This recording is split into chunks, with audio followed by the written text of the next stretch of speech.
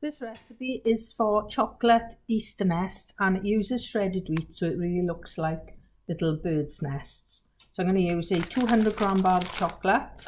I've already broken it up within the packet to make it easier rather than touching it when you open the packet.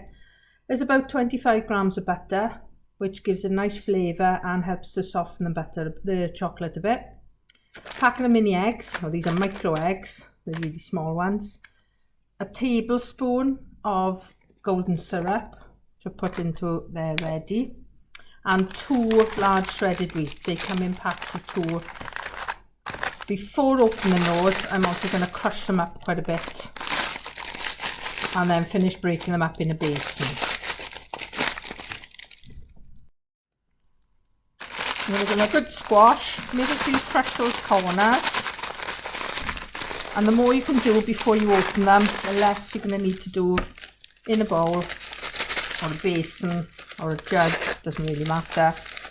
Because sometimes you just get some hard corners that need breaking down.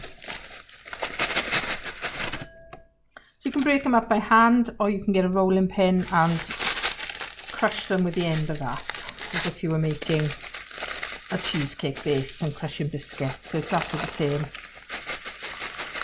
And they will look quite a lot once you actually get them out and break them up.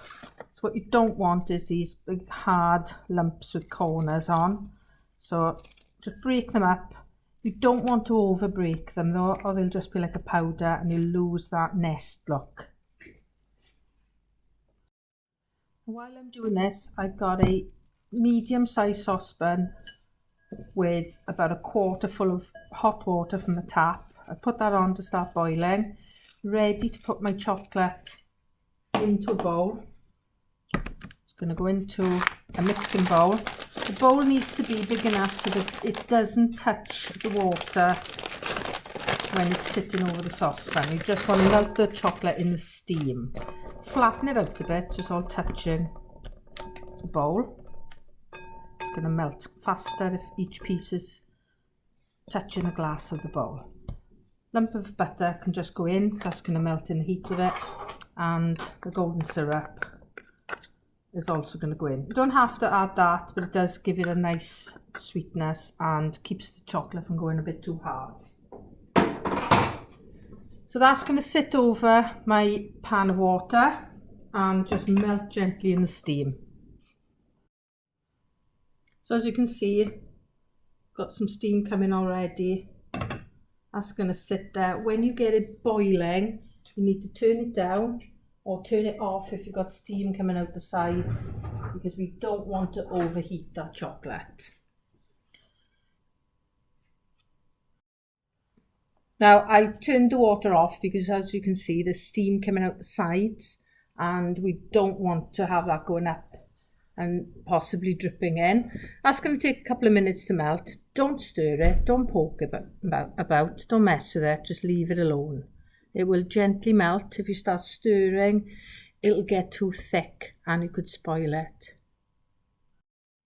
So while the chocolate's melting, I've got a small bun tray rather than a muffin tin. You could use a bigger one if you got it.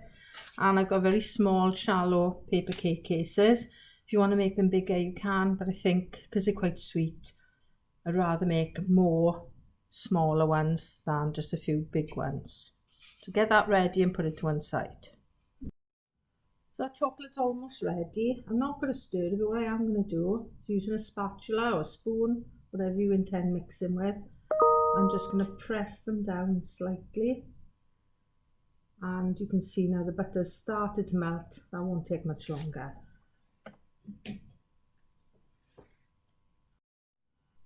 So what you'll find, they will look as if they haven't melted, and they actually have. So you can then very gently just stir it through, and I'm now going to take it off the heat, bring it towards you so the steam goes the other way.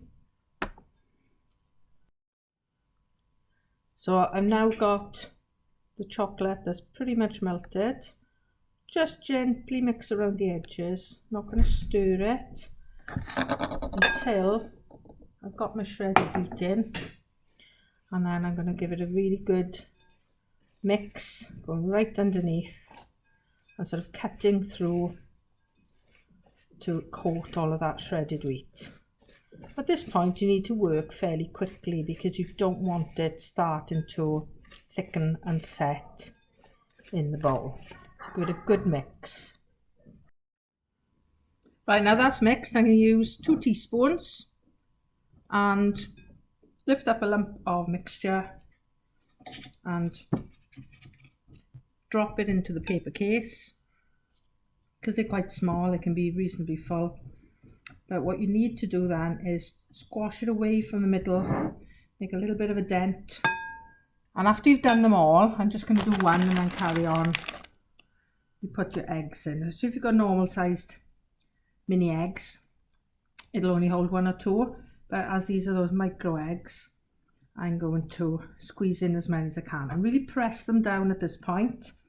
Otherwise they will fall out when they're cold. So I'm going to put all the rest of the mixture in now.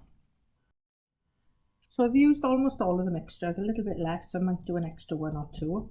And now I'm going to go back over them all and press a little dent into the middle. And like I said, you need to work quite quickly at this point so it doesn't start to cool down too much. And then you just press your eggs in. So you can take a little bit of care doing this, so you can just poke a few in. The micro ones like these are going to go in a bit easier. The larger mini eggs, you do need to make sure you really press them down firmly, otherwise they will just fall out when the mixture's cold. And this now needs some chilling or cooling down time. If you want to speed it up, you put it in the fridge. If you've got plenty of time, they will set just at room temperature.